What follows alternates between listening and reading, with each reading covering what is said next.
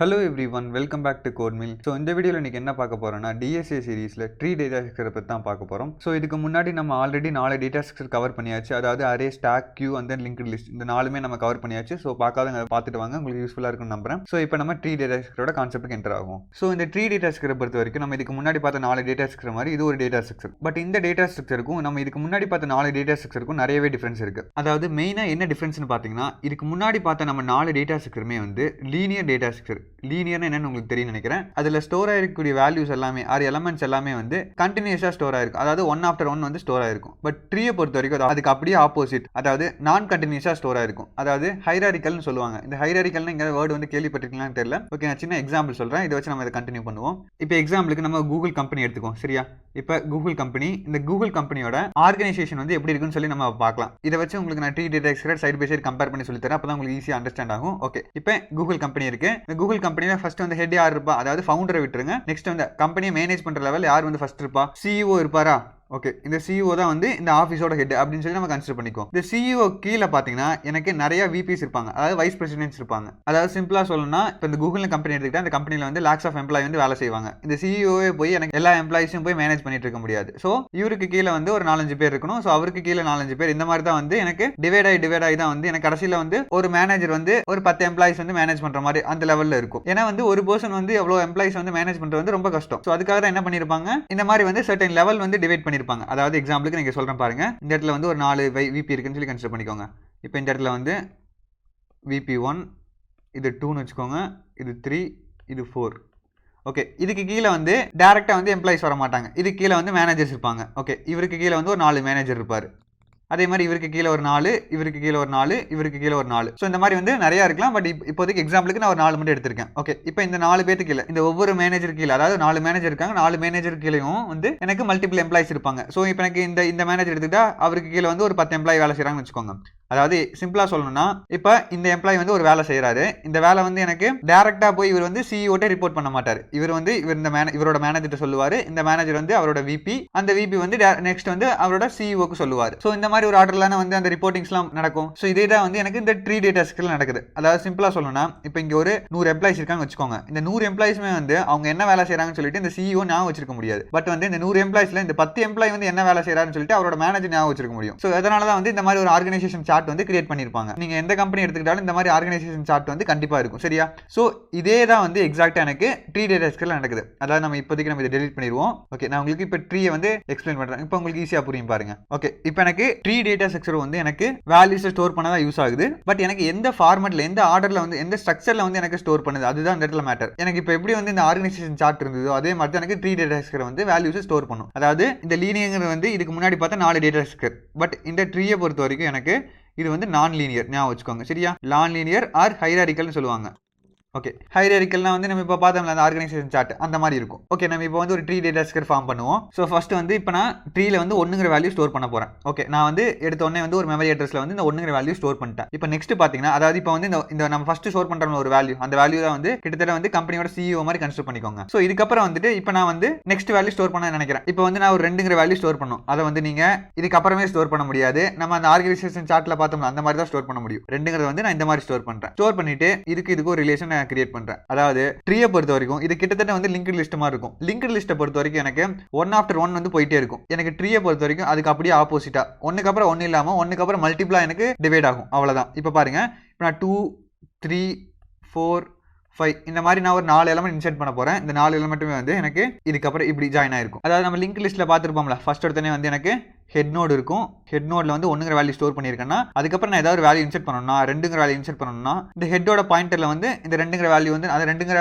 Value உள்ள நோட வந்து நான் அசைன் பண்ணணும்னா ஸோ அதே மாதிரி தான் இந்த இடத்துல வந்து நம்ம 1க்கு அப்புறம் 1 ஸ்டோர் பண்றோம். அதே மாதிரி இப்போ 3 வேணும்னா இதுக்கப்புறம் ஸ்டோர் பண்ணுவோம். இந்த இடத்துல 3ன்னு போட்டு ஸ்டோர் பண்ணுவோமா? பட் ட்ரீ வந்து அது அப்படியே ஆப்போசிட். இதை எடுத்துருங்க.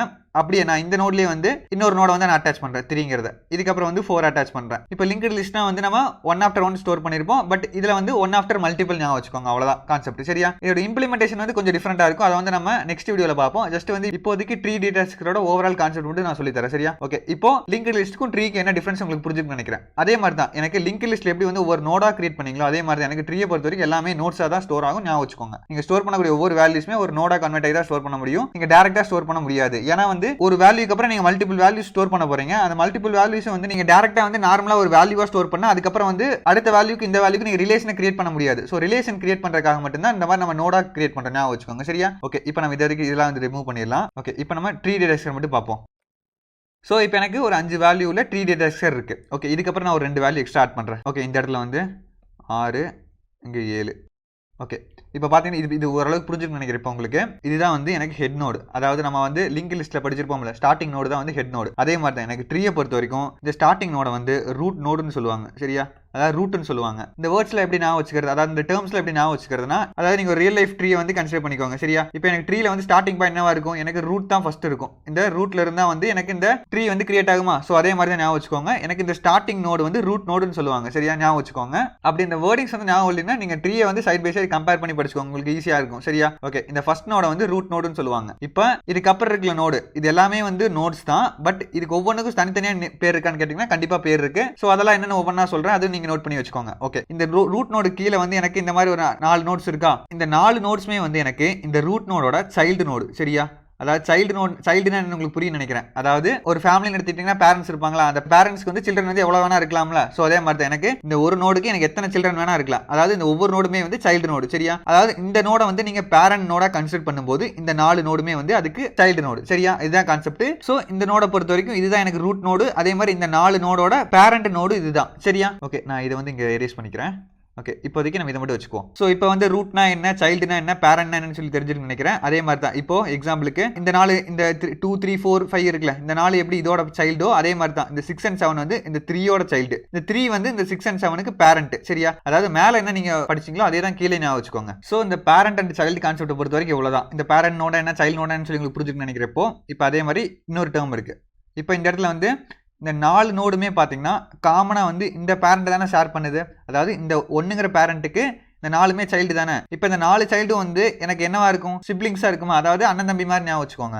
அக்கா தங்கச்சி என்ன வேணா கன்சிடர் பண்ணிக்கலாம் நீங்க. ஸோ எனக்கு இந்த 4 நோட்ஸ்மே வந்து ஒன்னுக்கு ஒன்று வந்து சிப்ளிங் நோடு. சரியா? அதாவது சிப்ளிங் நோடுனா என்னன்னா, எனக்கு எந்தெந்த நோடுலாம் வந்து காமனா ஒரு பேரண்ட்டை ஷேர் பண்ணுதோ அதெல்லாம் வந்து சிப்ளிங் நோடு. இந்த 6 and 7 வந்து எனக்கு சிப்ளிங் நோடு. ஏன்னா வந்து இந்த 3 தான் வந்து இதுக்கு பேரண்ட். ஸோ எனக்கு 6 and 7 சிப்ளிங்கா. ஸோ அவ்வளவுதான். அதாவது சைல்டு நோடுனா வந்து மேல இருந்து கீழே வந்தா சைல்டு நோடு, கீழே இருந்து மேலே போனா பேரண்ட் நோடு, ஒரே ஆர்டர்ல ஒரே லெவல்ல இருந்துச்சுன்னா அது வந்து எனக்கு சிப்ளிங் நோடு. சரியா? அதே மாதிரி எனக்கு காமனான பேரண்ட் இருக்கணும். எனக்கு இப்போ எக்ஸாம்பிளுக்கு இந்த 7ம் 5ம் பாத்தீங்கன்னா எனக்கு சிப்ளிங்னு கேட்டீங்கன்னா இல்ல. ஏன்னா இதோட பேரண்ட் வேற, இதோட பேரண்ட் வேற. சோ எனக்கு அது ரெண்டு எனக்கு சிப்ளிங் கிடையாது. ஞாபகம் வச்சுக்கோங்க. சோ சிப்ளிங்னா என்னன்னு சொல்லி உங்களுக்கு இப்போ புரிஞ்சிருக்கும்னு நினைக்கிறேன். சோ அதே மாதிரி எனக்கு இந்த ஒரு நோடை நம்ம ஜாயின் பண்றோம்ல, இந்த ஜாயினிங் பேர், அதாவது இந்த ரிலேஷனுக்கு பேர் வந்து எட்ஜ்னு சொல்லுவாங்க. சரியா?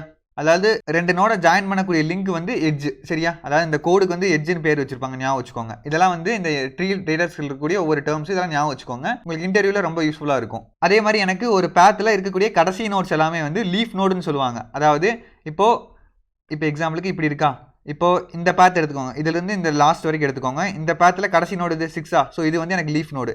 அதாவது எந்தெந்த நோடுக்குலாம் வந்து சைல்டு நோடு இல்லையோ அதெல்லாமே லீஃப் நோடு. இதுக்கு வந்து சைல்டு இல்லையா, இதுக்கு சைல்டு இல்லை, இதுக்கு சைல்டு இல்லை, இதுக்கு சைல்டு இல்லை, இதுக்கு சைல்டு இல்லை. ஸோ இந்த 5 நோடுமே வந்து எனக்கு சைல்டு நோடு.